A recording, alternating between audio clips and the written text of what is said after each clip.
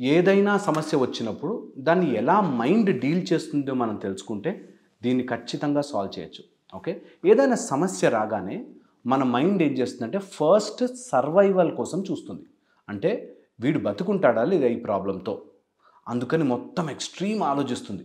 అమ్మో ఈ ప్రాబ్లం వచ్చింది, వీళ్ళు ఏం చేస్తారు, నన్ను జైల్లో వేస్తారా, నన్ను అరెస్ట్ చేస్తారా, కొడతారా, చంపుతారా, ఓకే ఇవన్నీ కాదు అన్నది తెలుసుకుంటుంది.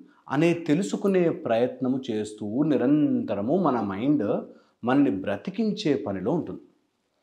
ఈ బ్రతికించే పని కొంచెం సేపు అయ్యాక ఆ స్విచ్ ఆఫ్ అయిపోయి నార్మల్ అయిపోవాలి. కానీ కొంతమందికి నార్మల్ అయిపోకుండా అది కంటిన్యూగా ప్లే అవుతూ ఉంటుంది. ఎందుకు ఇలా అవుతుందంటే చిన్నప్పటి నుంచి వీళ్ళు దాన్ని అలౌ చేస్తారు.